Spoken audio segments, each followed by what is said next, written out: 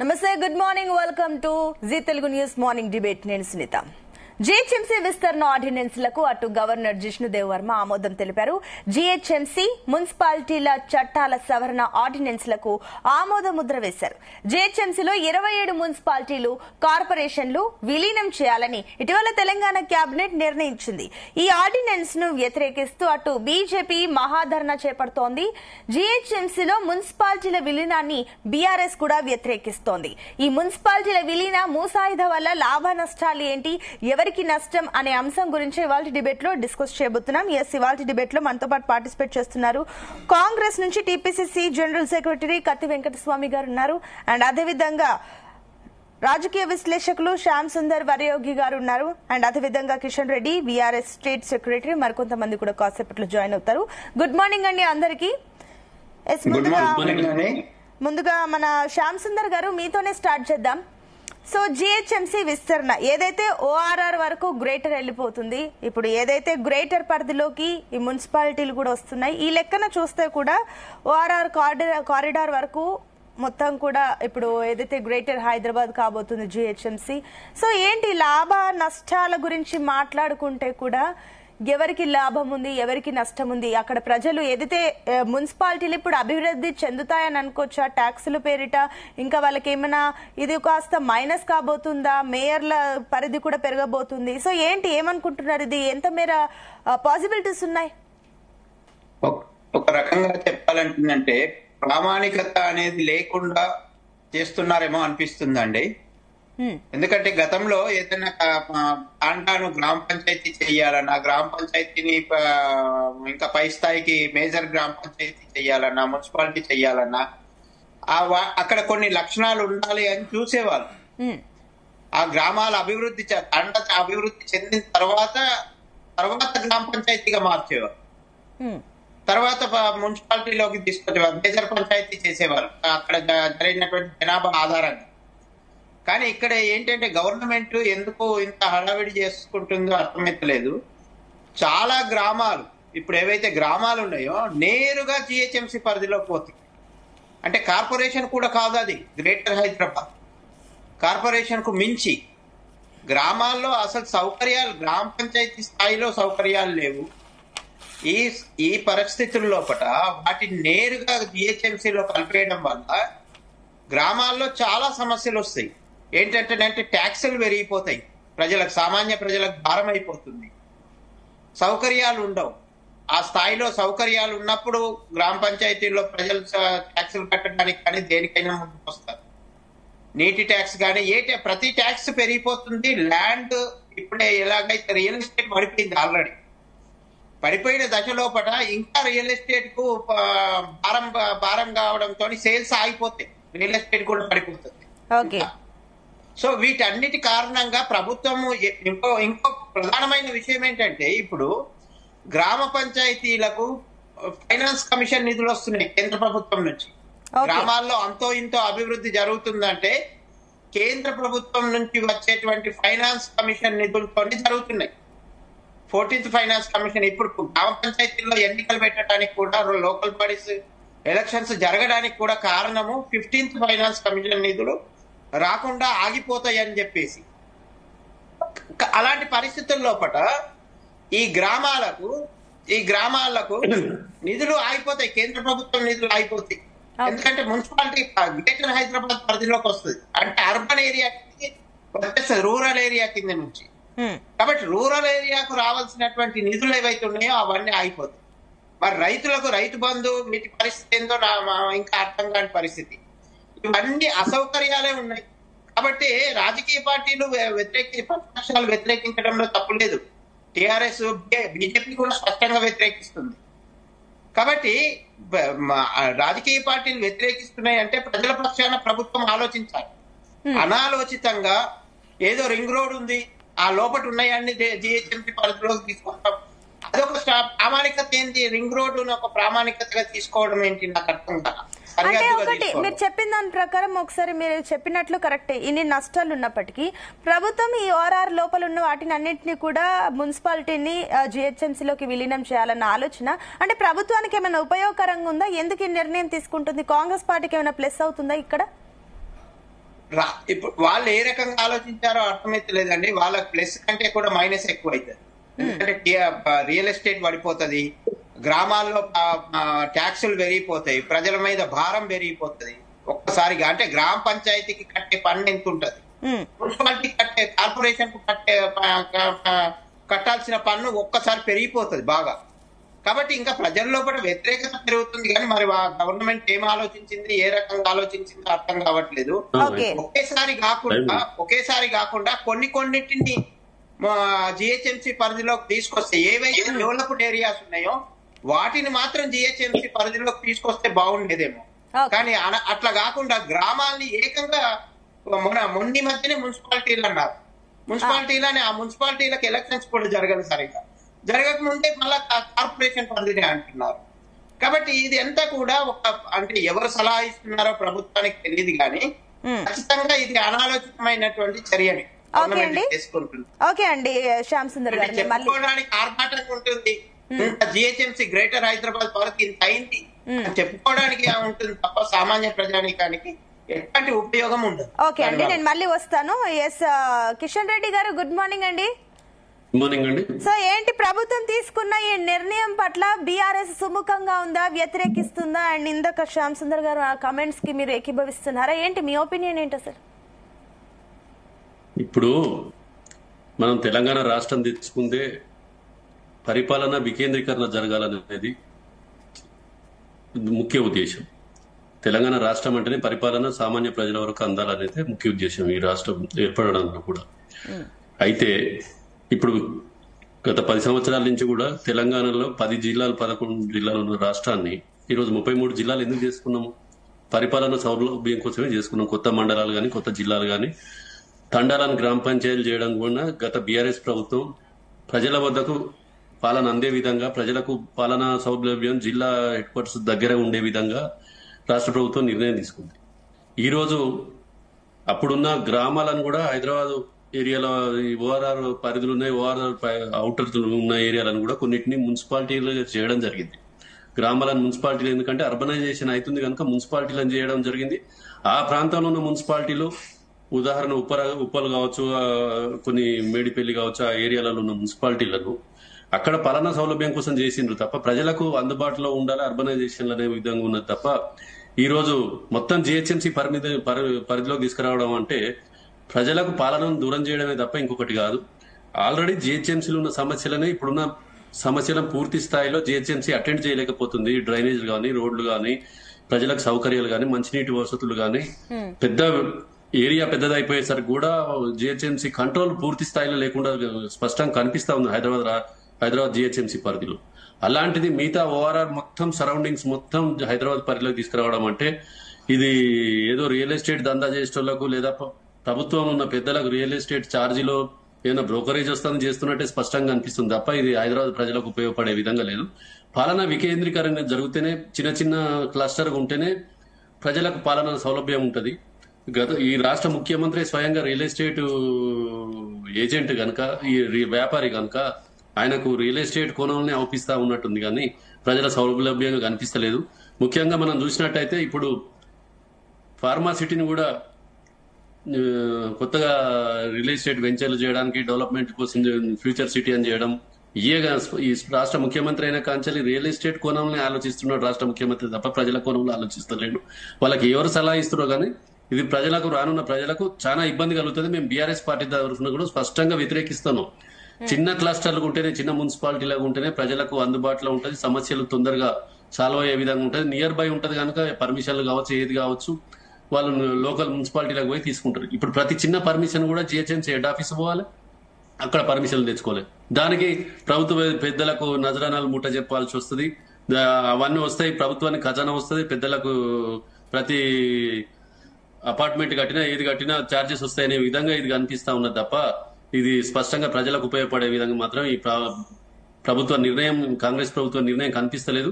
తక్షణమే ప్రభుత్వం ఉపసంహరించుకోవాలి. As it is గా మున్సిపాలిటీగానే ఉండనిచ్చి ప్రజల సౌలభ్యం ఆధారంగా ఎన్నికలు జరపాలి తప్ప ఈ గ్రేటర్ హైదరాబాద్ అనేది ఇప్పుడు ఈ రోజు ఓఆర్ఆర్ వరకు తీసుకుంటున్నాం అంటే రేపు RRR అంటావు, తర్వాత ఏముంది తెలంగాణ మొత్తం హైదరాబాద్ కిందకి తీసుకొస్తావా? ఒక హైదరాబాద్ స్టేట్ క్యాపిటల్ సిటీ ఉంటే సరిపోతుందా? జిల్లాలు, రాష్ట్రం అవసరం లేదు. మొత్తం జిహెచ్ఎంసీ పరిధిలో తీసుకొచ్చి ఏం అడ్మినిస్ట్రేషన్ చేస్తారు? దాని ఉద్దేశం ఏంది? ఇప్పుడు మన శ్యామ్ సుందర్ గారు చెప్పినట్టు గ్రామాలలో రైతు బంధు కావచ్చు, రైతులకు వచ్చే సబ్సిడీలు కావచ్చు, అవన్నీ ఉంటాయి. అవి అన్ని గ్రేటర్ హైదరాబాద్ పరిధిలోకి వస్తే అక్కడ ఆ ప్రాంతంలో ఏమైనా విలేజెస్ ఉన్నా, ఈ వ్యవసాయదారులు ఉన్నా, వాళ్ళందరూ ఇబ్బంది పడే పరిస్థితి ఉంది. మొత్తం హైదరాబాద్ మొత్తం ఇప్పుడు ఓఆర్ఆర్ చుట్టూ కూడా మనం పోతా ఉంటే ఓఆర్ఆర్ పొలాలు స్పష్టంగా కనిపిస్తున్నాయి, రైతులు వ్యవసాయం చేసుకునే రైతులు కనిపిస్తున్నారు. వాళ్ళందరినీ జిహెచ్ఎంసీ పరిధిలోకి తీసుకొస్తే రైతులకు వచ్చే సబ్సిడీలు కూడా నష్టపోతారు, రైతులు ఇబ్బంది పడతారు. పూర్తిగా ఇప్పుడు అర్బనైజేషన్ కాలేదు. ఓఆర్ఆర్ పరిధిలో కూడా చాలా దిక్కుల పొలాలు అవుపిస్తున్నాయి, స్పష్టంగా వ్యవసాయ భూములు ఉన్నాయి. వాళ్ళందరికీ కూడా వ్యవసాయం చేసుకునే రైతులకు కూడా వ్యవసాయ భూముల ధరలు వాళ్ళకు కూడా ఇబ్బంది పడే పరిస్థితి ఉన్నది. రిజిస్ట్రేషన్ ఛార్జెస్ వాళ్ళు కొనాలన్నా అమ్మాలన్నా కూడా జిహెచ్ఎంసీ నామ్స్ ప్రకారం చేసుకోవాల్సిన పరిస్థితి ఏర్పడుతుంది. ఇవన్నీ కూడా రైతులకు కావచ్చు, ప్రజలకు కనుక ఇబ్బంది కలుగుతుంది కనుక ప్రభుత్వం మళ్ళీ ఒకసారి పునరాలోచన చేసుకోవాలి, నిపుణులతోటి ఒక సరైన కమిటీ వేసి ఒక నిర్ణయం తీసుకోవాలని మేము కోరుతాము. ఓకే అండి, వెంకట స్వామి గారు గుడ్ మార్నింగ్. నమస్కారం అమ్మా. నమస్కారం. ఎస్, జిహెచ్ఎంసీలో 27 మున్సిపాలిటీలు, కార్పొరేషన్లు విలీనం చేయాలన్న ఈ నిర్ణయం ఎవరిది? అసలు ఎందుకు తీసుకున్నారు? దీనికి గల కారణం ఏంటి? ఇప్పుడు ఆల్రెడీ శ్యామ్ సుందర్ గారు సరే పార్టీలు బీఆర్ఎస్ కానీ పార్టీలు వ్యతిరేకిస్తున్నాయంటే సరే అది మీకు వ్యతిరేకంగా పార్టీలు ప్రతిపక్షాలు విమర్శించాలి కాబట్టి చేస్తున్నాయని అనుకున్నా. ఈవెన్ విశ్లేషకులకు కూడా ఇదే అభిప్రాయం. కాంగ్రెస్ పార్టీకి మైనస్ అవుతుంది కానీ ఎందుకు ఇట్లాంటి నిర్ణయాలు తీసుకుంటున్నారన్న ప్రశ్నలు వస్తున్నాయి. కాబట్టి వీటికి మీ జవాబేంటి? ప్యానల్ ఉన్న మిత్రులకు అండ్ మీకు జీటీ న్యూస్ ప్రేక్షకులందరికీ కూడా నమస్కారం. అంటే శ్యామ్ సుందర్ గారితో కొన్ని అంశాలను నేను ఏకీభవిస్తున్నాను. అదేవిధంగా ఈ గతంలో నుంచి వచ్చినటువంటి గత 10 సంవత్సరాలు తెలంగాణ ఏర్పడ్డ తర్వాత ఇప్పుడు కృష్ణారెడ్డి గారు, కిషన్ రెడ్డి గారు చెప్తున్నారు కానీ వారే ఒకసారి పునరాలోచన చేయాలి. ఇప్పుడు మున్సిపాలిటీస్ తర్వాత నగరపాలికలు ఇట్లా చేసిండ్రు కదా కేసీఆర్ గారి సమయంలో. ఇప్పుడు హైదరాబాద్ చుట్టుపక్కల కార్పొరేషన్ చేసిండ్రు. ఇప్పుడు మనం ఏమంటాం, శ్యామ్ సుందర్ గారు చెప్పింది కరెక్టే, గ్రామాలు తర్వాత దానికి సంబంధించినటువంటి ఒక బెనిఫిట్స్ కిషన్ రెడ్డి గారు చెప్పినట్టు కూడా కొంత ఈ గ్రామీణ వాతావరణం ఉన్నటువంటి బెనిఫిట్స్ ఏవైతే కేంద్రం నుంచి రావాలనో లేకపోతే రాష్ట్రం నుంచి ఇచ్చేటో వీటికి దెబ్బతినే అవకాశం ఉంది. కానీ ఆల్రెడీ దీన్ని ఇప్పుడు 27 మున్సిపాలిటీస్ కలుస్తున్నాయండి. What does it mean? 27 municipalities, 4 corporations కలుస్తున్నాయి. అంటే ఆల్రెడీ దాన్ని అర్బనైజేషన్ చేసేసినారు గత ప్రభుత్వమే. ఇప్పుడు కొత్తగా మేము గ్రామాలను తీసుకొని గ్రామాలకు ఉన్నటువంటి బెనిఫిట్స్ దెబ్బతీసే ప్రయత్నము దీంతో జరగటం లేదు. ఆల్రెడీ అది జరిగిపోయింది. గ్రామాల బెనిఫిట్ లేకపోతే మన్రేగా ఇవన్నీ వచ్చేటువంటి అవకాశాలను గత ప్రభుత్వంలో తీసుకున్న నిర్ణయాల ప్రకారం కొన్ని కార్పొరేషన్స్, కొన్ని మున్సిపాలిటీస్ చేసినప్పుడే అప్పుడే ఆ గ్రామ స్థాయి అనేది ఆల్రెడీ డిజాల్వ్ అయిపోయింది. అది నగర స్థాయికి వచ్చేసింది. ఇప్పుడు చిన్న నగరాన్ని పెద్ద నగరంలో కలుపుతున్నాం అంతే. ఇది జరుగుతున్నటువంటిది. సో వాస్తవంగా శ్యామ్ సుందర్ గారు చెప్పినట్టుగా గతంలో గ్రామాలను మున్సిపాలిటీస్ లేకపోతే మున్సిపాలిటీ నుంచి కార్పొరేషన్ చేసేటప్పుడే కొంచెం ఆలోచించాల్సి ఉండే. సరే, ఇప్పుడు రాష్ట్ర ప్రభుత్వ పెద్దలు తీసుకున్న నిర్ణయంతో పార్టీ పరంగా నేనైతే ఏకీభవించాలి, తప్పదు. కానీ ప్రాక్టికల్ గా కూడా కొంత ఆలోచించాలా నేను అనుకోవడం. సరే, ముందైతే గవర్నర్ గారి యొక్క ఆమోదం కావాలి కాబట్టి తీసుకున్నారు. దీంట్లో మళ్ళొకసారి కేబినెట్ లో చర్చించి దీన్ని ఏ మేరకు నేను పాలనా వికేంద్రీకరణ నేను సమర్థిస్తున్నా. అయితే పాలనా వికేంద్రీకరణ నుంచి కేంద్రీకరణ ఆల్రెడీ టిఆర్ఎస్ ప్రభుత్వం ఉన్నప్పుడే వాళ్ళు చేసి మళ్ళీ ఇప్పుడు వాళ్ళు ఉల్టా అంటే ఇప్పుడు టిఆర్ఎస్ తప్పులన్నీ చేసుకుంటూ పోయింది. ఇప్పుడు ఆ తప్పులను మళ్ళీ ఇంకోరి మీద రుద్దే ప్రయత్నం చేస్తుంది. అంటే ఇప్పుడు వాళ్ళు తప్పులు చేస్తారు, మీరు తప్పు మీద తప్పు చేస్తారు అన్నట్టు. సరే, వాళ్ళు చేశారు. నేను అందుకే అంటున్నా నేను తప్పు మీద తప్పు చేయమని అంటలేను.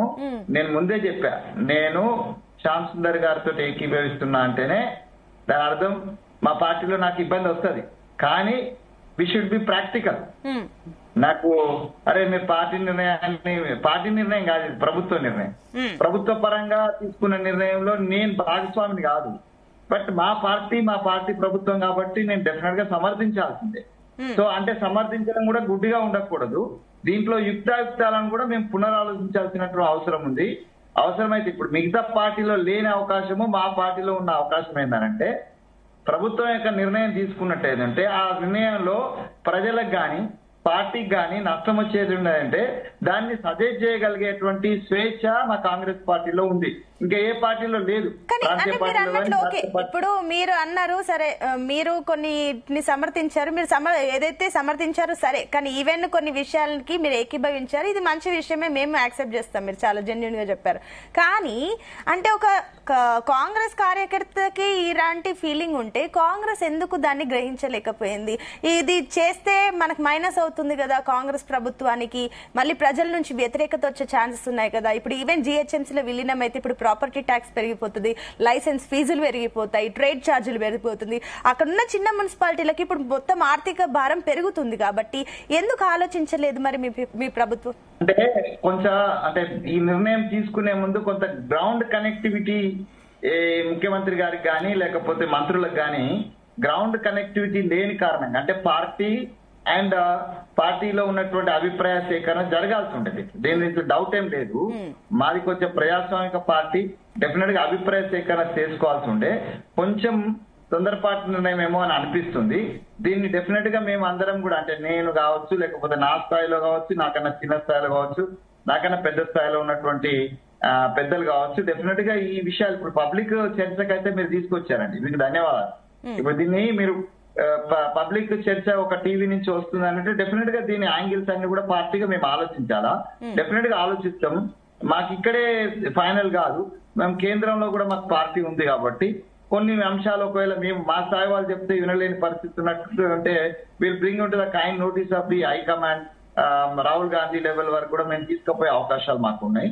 సో డెఫినెట్ గా దీన్ని చర్చిస్తాం.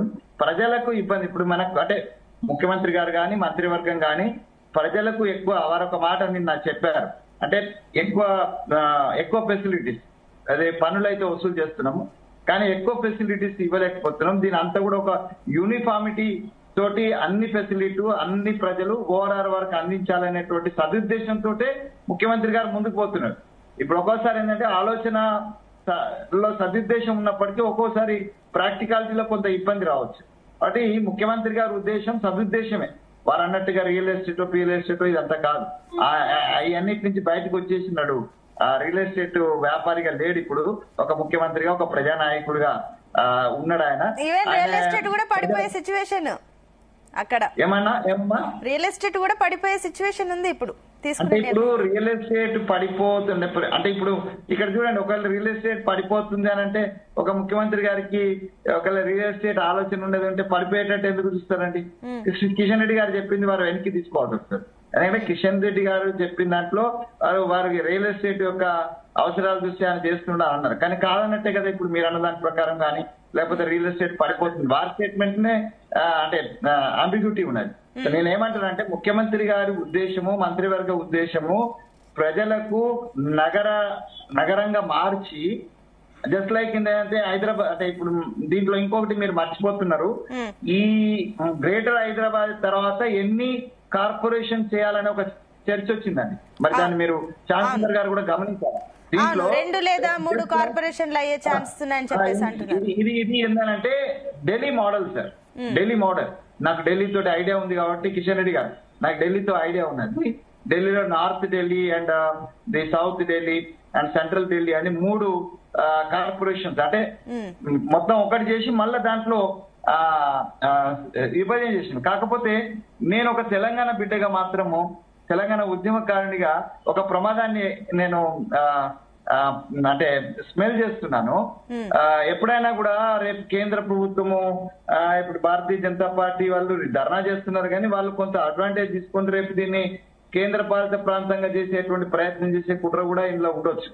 సో దీంట్లో ఒక నెగిటివ్ కోణం అయితే ఉన్నది, దాన్ని కూడా ముఖ్యమంత్రి గారు మంత్రివర్గము పరిశీలన చేయాల్సి. అంటే బేసికల్ గా తెలంగాణ అస్తిత్వానికే దెబ్బొచ్చి హైదరాబాద్కే దెబ్బొచ్చి హైదరాబాద్ యొక్క రెవెన్యూ కేంద్రం చేతికి పోయేటువంటి దుస్థితి వస్తే మనం తెలంగాణ తెచ్చుకునే దానికి ఆగమైపోతాము. ఎవరు కొట్లాడినా అందరం కొట్లాడినా అందరు తెచ్చినాము, ఎవరికి ఒక్కరికే క్రెడిట్ కాదు. ఆబాల గోపాలానికి ఇందులో తెలంగాణ తేవడంలో భాగస్వామ్యం ఉన్నది. ఒక కేసీఆర్ గాని ఒక కాంగ్రెస్ గాని ఎవరు క్లెయిమ్ చేసుకోవడానికి లేదు. అందరి ఉన్నది. అయితే కేంద్ర ప్రభుత్వంలో సోనియమ్మ గారి యొక్క ఆశీస్సులతోటి వస్తుంది అనేది నేను కాదు, స్వయంగా కేసీఆర్ గారు అసెంబ్లీ సాక్షిగానే సోనియమ్మ లేకపోతే తెలంగాణ లేదని చెప్పినారు. కాబట్టి అది నిర్విధాంశం. మిగతా అంశాలు అందరం కొట్లాడినాం.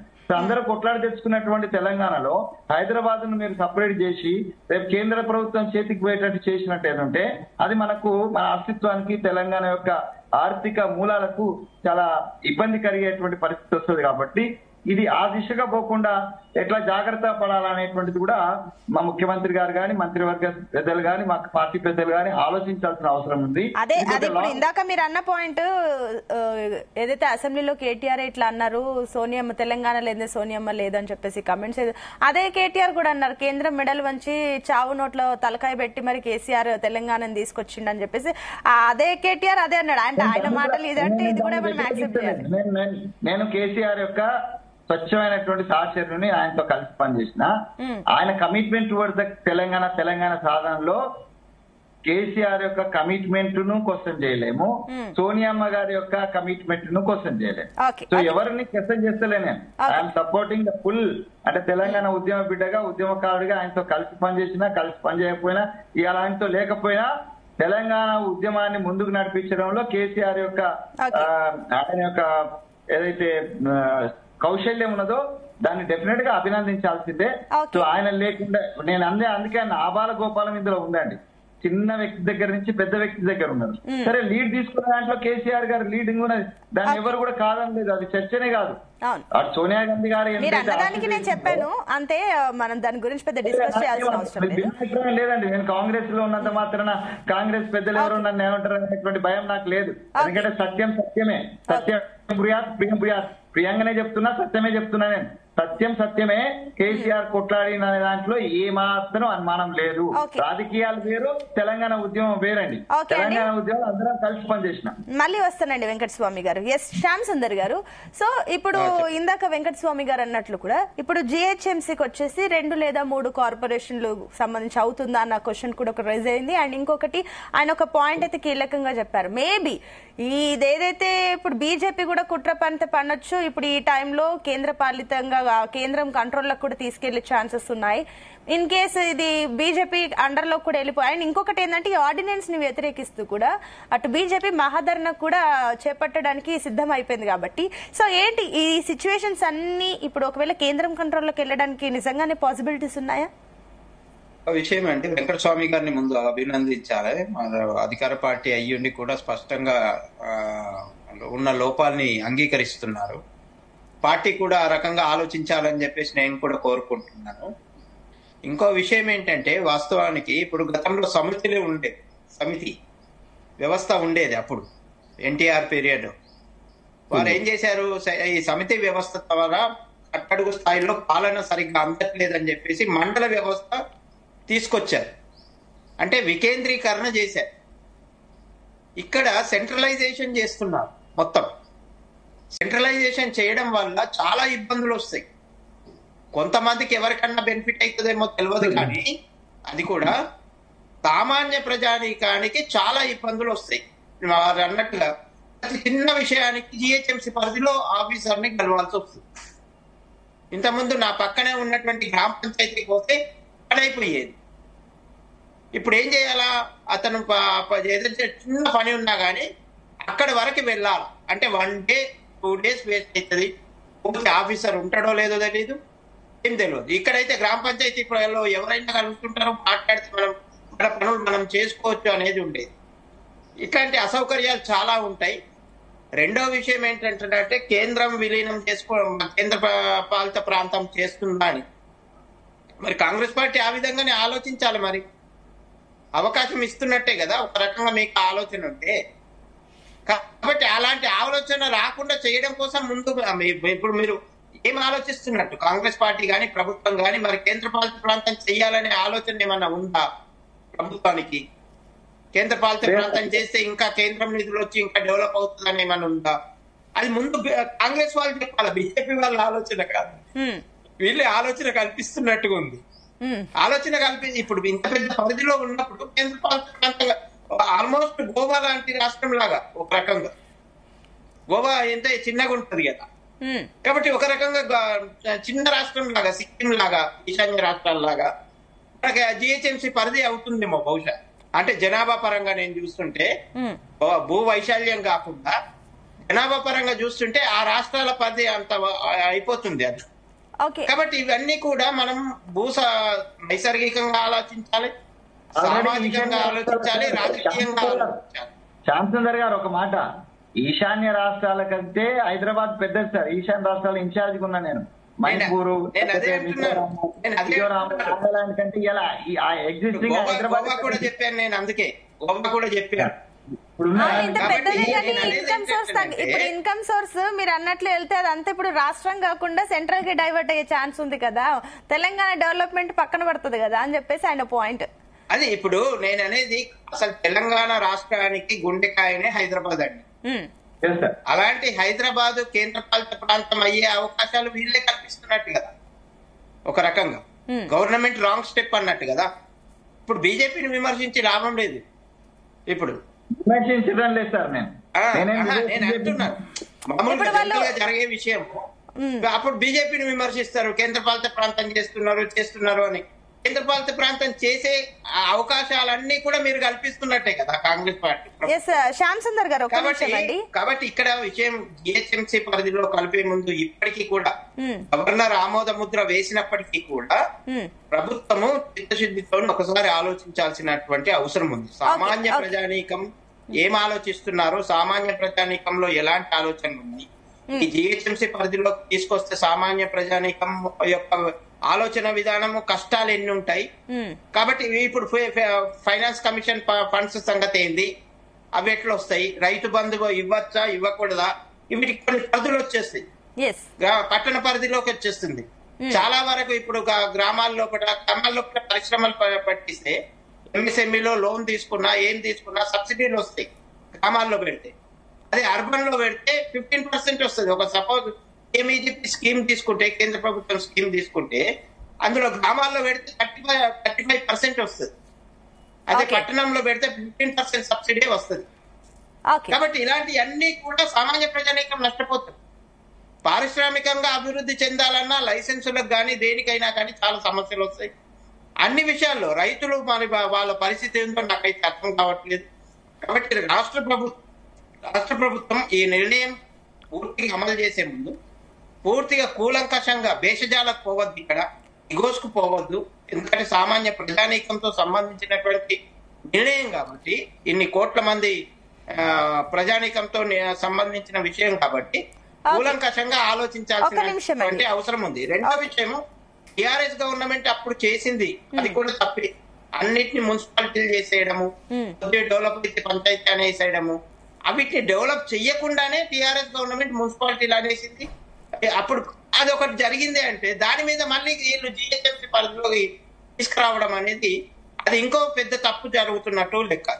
టిఆర్ఎస్ కూడా విమర్శించడానికి కాంగ్రెస్ కి అవకాశం లేకుండా పోతుంది.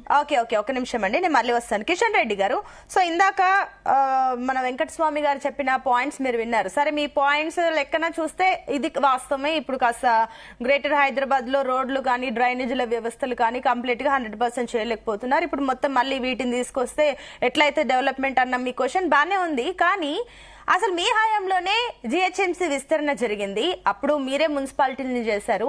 మళ్ళీ ఇప్పుడు మీరే ఇప్పుడు వ్యతిరేకించడం కరెక్ట్ కాదనేది కూడా కాంగ్రెస్ నుంచి వస్తున్న కమెంట్స్, దానికి ఏం చెప్తారు? ఇప్పుడు మేజర్ గ్రామ పంచాయతీలను అర్బనైజ్ అయిన ఏరియాస్ ని మున్సిపాలిటీలుగా చేయడం వేరు, టోటల్ గా జిహెచ్ఎంసీ పరిధిలోకి తీసుకురావడం వేరు. మున్సిపాలిటీ అనేది లోకల్ అర్బనైజేషన్ అవుతుంది కనుక ఆ స్థానికంగా ఉన్న 4-5 వార్డులను 10 వార్డులను కలిపి ఒక మున్సిపాలిటీగా చేసి గ్రామ పంచాయతీ బదులు ఒక పేరు మారుతుంది అంతే మున్సిపాలిటీగా. అది అర్బనైజ్ అయిన ఏరియాలల్లో మేజర్ గ్రామ పంచాయతీ బదులు మున్సిపాలిటీ కింద అవుతుంది. దానివల్ల కేంద్ర నిధులు, అర్బన్ నిధులు, రోడ్లు కానీ సైడ్ లైన్స్ కానీ సైడ్ లైన్స్ కానీ కార్పొరేషన్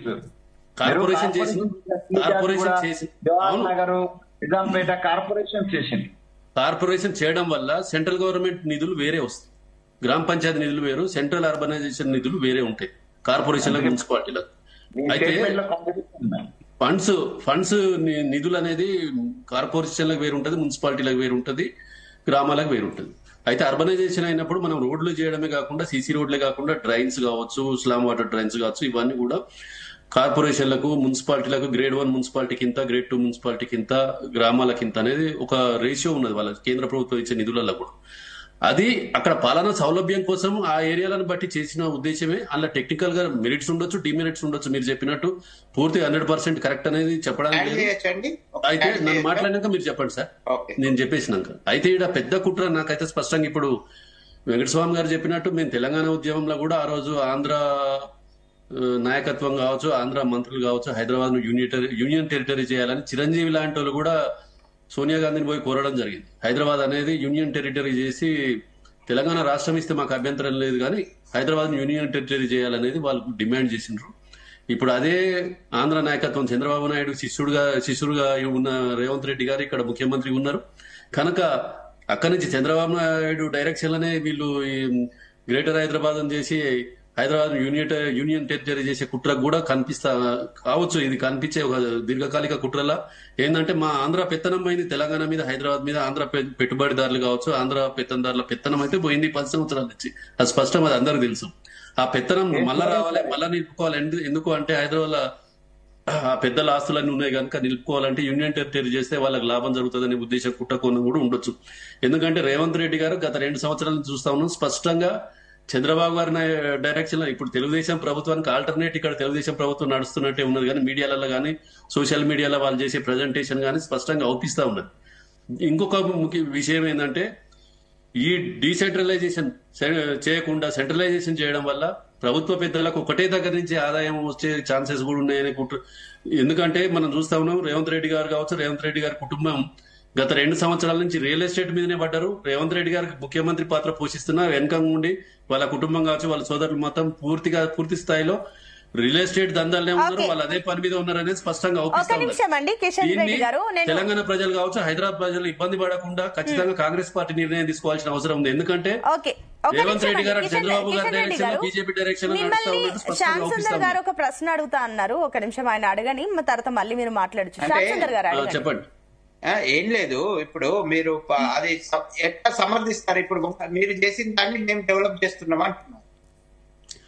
మీరు మున్సిపాలిటీలు చేశారు, దాన్ని మేము ఇంకా విస్తరిస్తున్నాము అని చెప్పేసి కాంగ్రెస్ పార్టీ నాయకులు అంటున్నారు. దాన్ని మీరు ఎట్లా సమర్థిస్తారు? మీరు చేయడాన్ని ఎట్లా సమర్థిస్తారు?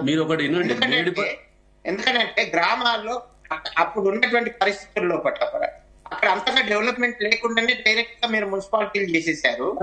డెవలప్మెంట్ చేసిన తర్వాత చెయ్యాలా, కానీ చేయక ముందే చేసేసారు. ఇప్పుడు మీరు చేశారు, మేము కూడా ఒక తీసుకుంటున్నాం అన్నట్టుగా అవుతుంది. అది ఒక నిమిషం వెంకటస్వామి గారు, కిషన్ రెడ్డి గారు, చెండూరు అని ఒక గ్రామం ఉంటదండి ఇక్కడ, దాన్ని కూడా మున్సిపాలిటీ చేసింది. అంటే ఎంత దారుణం అవుతుందండి. చెండూరు అనే గ్రామాన్ని, చిన్న గ్రామము, దాన్ని కూడా మున్సిపాలిటీ చేసినారు. అంటే అనాలోచితంగా కొద్దిగా అంటే అసమంజసంగానే చేసినారు. ఓకే, నేను దానికని చెప్పండి అమ్మా, చెప్పండి. ఒక నిమిషం అండి, ఆయన చెప్పండి. కిషన్ రెడ్డి గారు చెప్పండి. ఇప్పుడు చెండూరు గ్రామ పంచాయతీని మేజర్ గ్రామ పంచాయతీ మున్సిపాలిటీ చేయడం వేరు, చెండూరు మేజర్ గ్రామ పంచాయతీని తీసుకొచ్చి జిహెచ్ఎంసీ లో కలపడం వేరు సబ్జెక్ట్. చెండూరు మేజర్ గ్రామ పంచాయతీని మున్సిపాలిటీ చేస్తే అక్కడి ప్రజలే చైర్మన్లు అవుతారు, అక్కడి ప్రజలే అవుతారు. అక్కడనే వాటి పాలనా సౌలభ్యం అనేది అక్కడ ప్రజలకు అదే టౌన్ లో అదే హెడ్ క్వార్టర్స్ ఉంటది. ఇప్పుడు పాలన అనేది హైదరాబాద్ జిహెచ్ఎంసీ ఆఫీస్ రావాలి.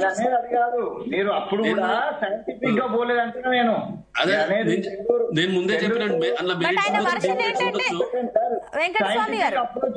మున్సిపాలిటీస్ లో కార్పొరేషన్ చేసిన దాంట్లో నో సైంటిఫిక్ అప్రోచ్. ఇప్పుడు నేను కూడా మా పార్టీ నిర్ణయం, మా ప్రభుత్వ నిర్ణయం అయినప్పటికీ కూడా దాంట్లో సైంటిఫిక్ అప్రోచ్ ఉండాలని అంటున్నా నేను. ఇప్పుడు నేను కూడా కొన్ని డిమెరిట్స్ ఉంటే ఉండొచ్చు కావచ్చు, కొన్ని డిమెరిట్స్ ఉంటే ఉండొచ్చు కావచ్చు, కానీ ఇప్పుడు మేడిపల్లి మున్సిపాలిటీ ఉన్నది, బోడుపల్లి మున్సిపాలిటీ ఉన్నది. వాళ్ళు పర్మిషన్ తీసుకోవాలన్నా, హౌస్ పర్మిషన్ తీసుకోవాలన్నా, ఇది తీసుకోవాలన్నా నియర్ బై మున్సిపాలిటీకే పోతారు, కానీ జిహెచ్ఎంసీ హెడ్ ఆఫీస్కి వచ్చి పర్మిషన్ తీసుకోవాల్సిన అవసరం ఉండదు వాళ్ళ. అప్పుడు గ్రామ పంచాయతీ బోర్డు మారింది, గ్రామ పంచాయతీ బోర్డు నుంచి మున్సిపాలిటీ బోర్డు మారింది. మున్సిపాలిటీ బోర్డు మారడం వల్ల మున్సిపాలిటీకి వచ్చే నిధులు మారుతున్నాయి. అయితే ఇక్కడ వ్యవసాయదారులు, రైతులు ఇబ్బంది పడుతున్నారు అనేది ఒక గ్రామాన్ని మున్సిపాలిటీ చేస్తే ఖచ్చితంగా రైతులు, వ్యవసాయదారులు ముందు ఇబ్బంది పడతారు, వాళ్ళకి సబ్సిడీలలో ఇబ్బంది పడతారు అనేది స్పష్టంగా నాకు కూడా తెలుసు. నేను కూడా ఒక రైతునే కనుక నేను చూస్తా ఉన్నాను ఊర్లలో ఏం జరుగుతుంది. పట్టణీకరణ జరిగినప్పుడు ఏం జరుగుతుందని రైతులు ఎట్లా నష్టపోతారని నాకు స్పష్టంగా అవగాహన ఉంది. కానీ అక్కడ అర్బనైజేషన్ జరుగుతున్నప్పుడు అర్బనైజేషన్ నిధుల కోణంలో కూడా ప్రభుత్వం ఆలోచించినప్పుడు ఏది మెజారిటీ అయితే మీరు అన్నట్టు సైంటిఫిక్ గా టెక్నికల్ గా తీసుకున్నప్పుడు కొన్ని 100% పర్ఫెక్ట్ జరగవచ్చు, కొన్ని తప్పులు జరిగితే జరగవచ్చు కావచ్చు. కానీ టోటల్ గా మీరు చెప్పిన చెండూరు గ్రామాన్ని తీసుకొచ్చి జిహెచ్ఎంసీ పరిధిలో కలపడం అయితే తప్పు. చెండూరు గ్రామంనే మున్సిపాలిటీగా చేస్తే అక్కడి పాలన అక్కడనే ఉంటది, అక్కడ ప్రజలు అక్కడనే పరిపాలించుకుంటారు. కానీ జిహెచ్ఎంసీ మేజర్ కంట్రోల్కి రాదు. ఇక్కడ స్పష్టంగా రాష్ట్ర ప్రభుత్వానికి ప్రతి పర్మిషన్. కిషన్ రెడ్డి గారు మీరు అన్నట్లు కరెక్టే, పర్మిషన్లకు సంబంధించి కూడా వాళ్ళు అక్కడ నుంచి ఇక్కడికి రావాలి, అన్ని రకాలుగా ఉంటాయని అంటున్నారు. కానీ నిధులు కూడా ఎక్కువగా వస్తాయి కదా, డెవలప్మెంట్ కూడా ఎక్కువగానే జరుగుతుంది కదా, ముందు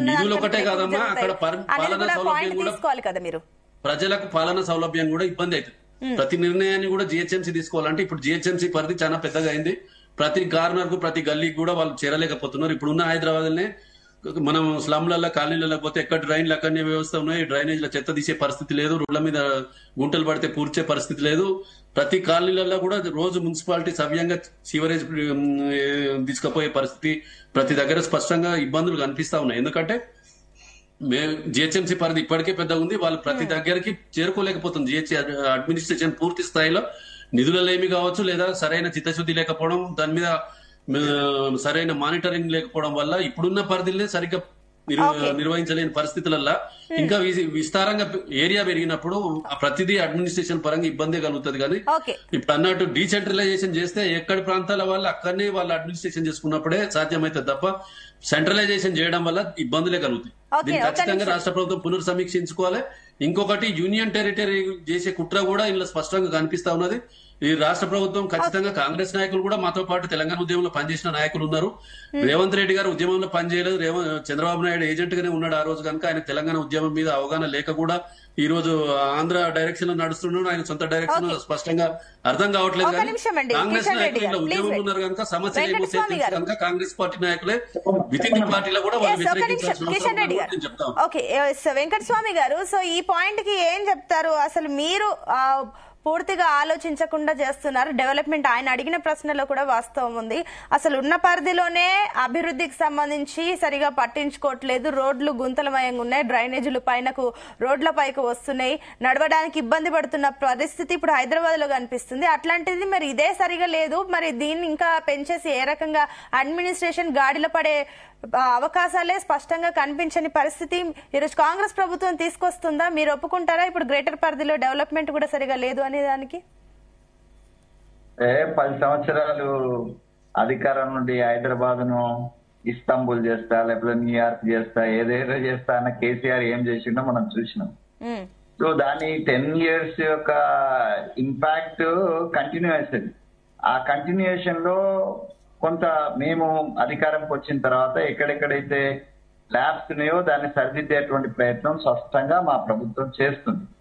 సో దాంట్లో డౌట్ ఏం లేదు. కంపేర్ టు ది గతంలో జరిగిన వరదలో, లేకపోతే గతంలో వచ్చినటువంటి ఇబ్బందులు, టిఆర్ఎస్ ఉన్నప్పుడు ఇబ్బందులను మేము మొన్న వచ్చిన వర్షాల సమయంలో కావచ్చు, దీని సమయంలో కావచ్చు, సో ఎఫెక్టివ్ గా అంటే కంపారిటివ్లీ ఎఫెక్టివ్ అంటున్నాను. టోటల్లీ మేము ఎరాడికేట్ చేసినాము, లేకపోతే 100% వీఆర్ అటెండ్ అని చెప్పలేను. కానీ మేము వెన్ కంపేర్ టు ది గతంలో జరిగినటువంటి ఇన్సిడెంట్స్, హైదరాబాద్ వరదలకు సంబంధించి మనం చూసినాం కదా.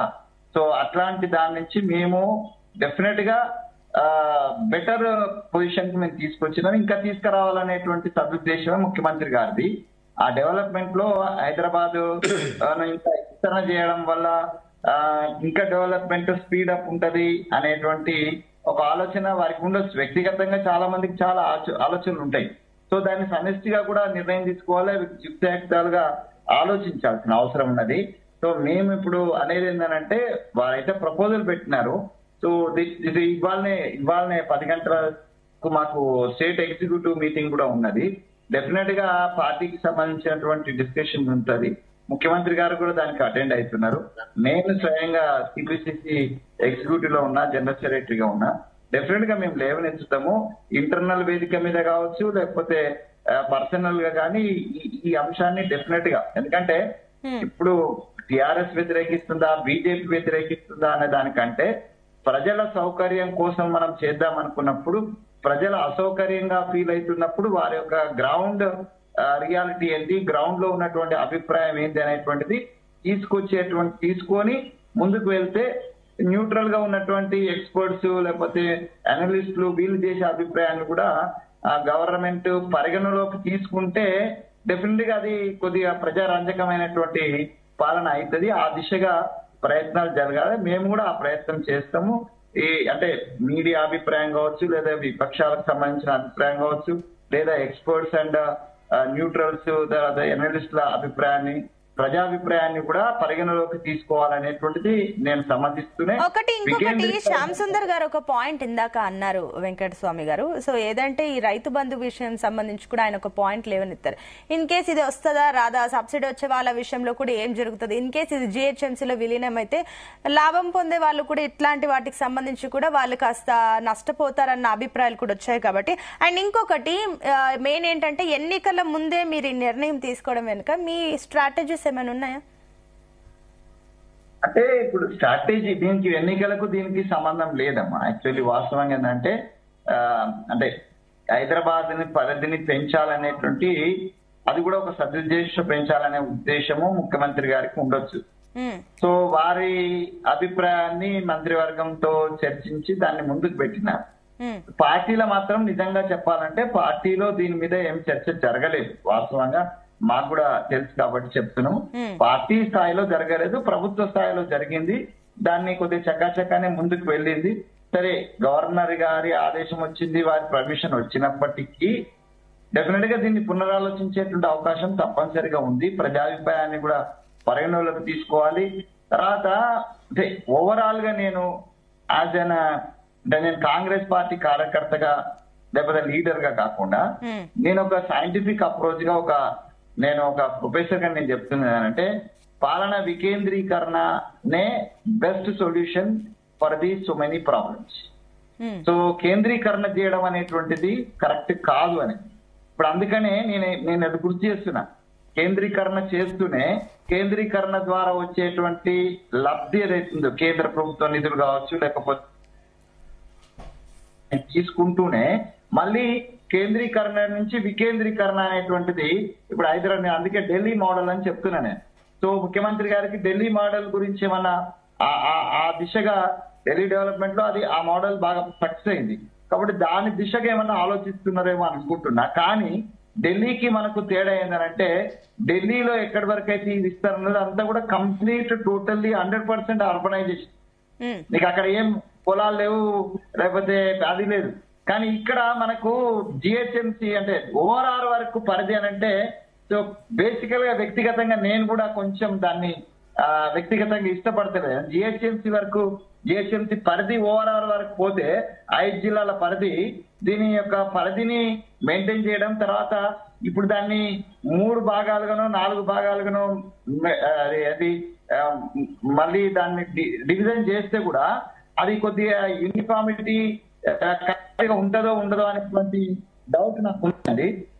మేము కూడా చేస్తాము డెఫినెట్ గా పెద్దల యొక్క అభిప్రాయాలను ఈవెన్ విపక్షాలు చేసేది అన్ని కూడా మా మీద విమర్శగా నేనైతే తీసుకోను వ్యక్తిగతంగా. సద్విమర్శను ఎప్పుడైనా విపక్షం ఇచ్చిన వివేకానందుడు మాట చెప్తారండి, noble thought should come from all the corners of the world అని. సో నోబుల్ థాట్ అనేటువంటిది విపక్షం నుంచి రావచ్చు, స్వపక్షం నుంచి రావచ్చు, న్యూట్రల్ నుంచి రావచ్చు.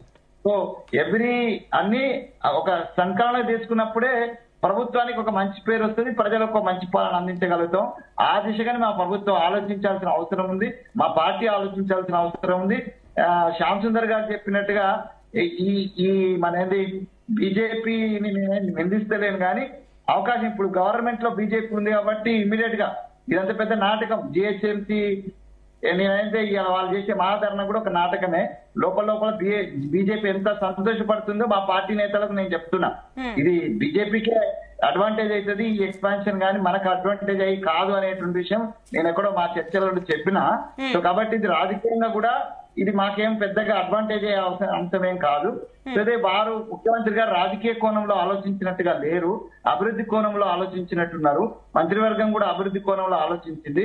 అయినా కూడా దీన్ని పునరాలోచించన చేయాల్సినటువంటి అవసరం ఉందని నేను కూడా భావిస్తున్నాను. దీన్ని నేను ఓపెన్ గా చెప్తున్నాను, మా పార్టీలో ఉండే స్వేచ్ఛ ఇదని. మిగతా వాళ్ళైతే అన్ని ఇప్పుడు కేసీఆర్ ఏదంటే అది గుడ్డిగా, లేకపోతే బీజేపీ మోడీ ఏదంటే అది గుడ్డిగా ఉంటది, కానీ మా దగ్గర అది ఉండదు.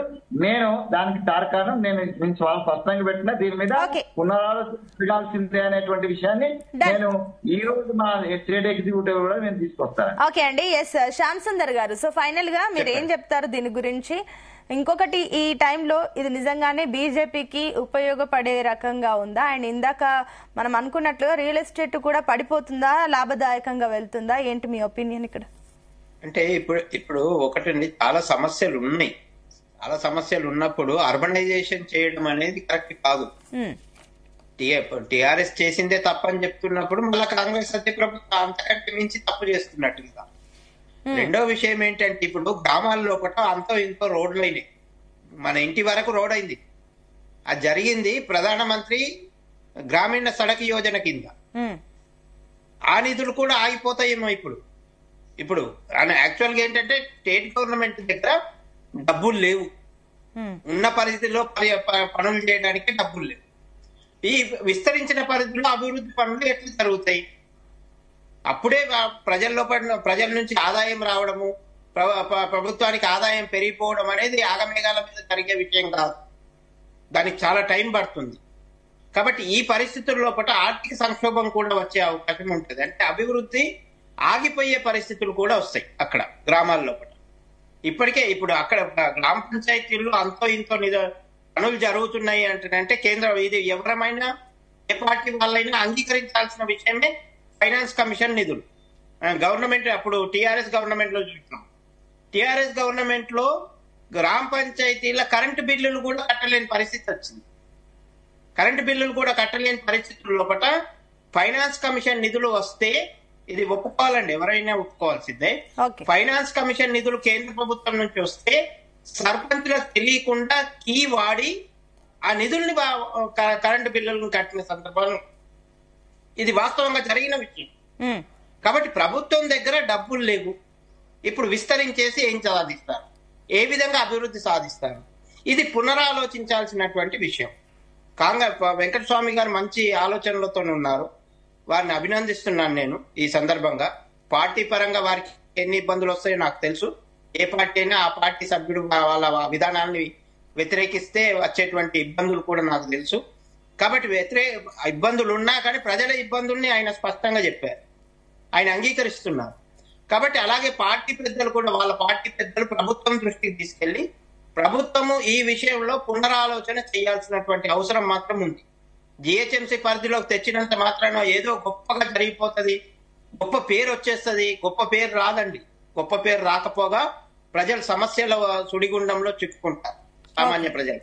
రియల్ ఎస్టేట్ ఇప్పటికే హైడ్రా కారణంగా రియల్ ఎస్టేట్ పడిపోయింది.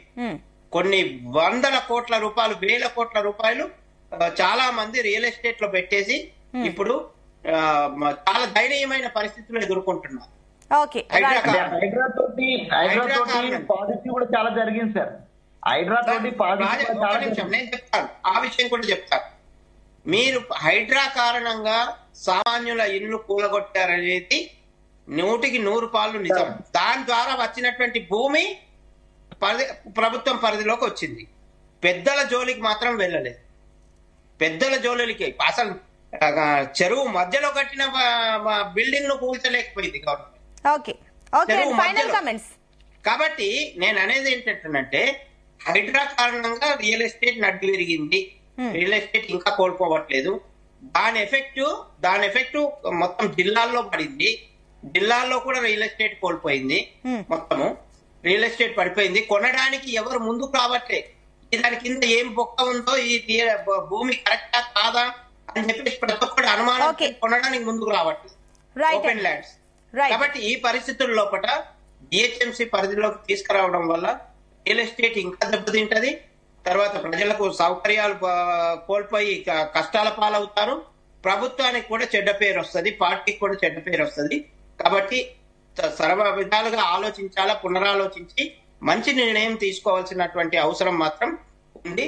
ఉండితనానికి పోకుండా మేమేదో నిర్ణయం తీసుకున్నాం, గవర్నర్ గారు ఆమోదం ఇచ్చేశారు అని కాకుండా పునరాలోచించేసి దాంట్లో ఏమైనా మార్పులు చేర్పులు చేయొచ్చు.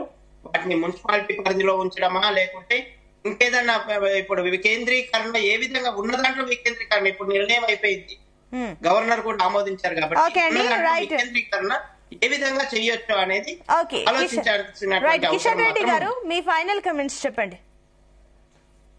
ఇప్పుడు శ్యామ్ సుందర్ గారు మాట్లాడుతూ ఉన్నారు హైడ్రా గురించి.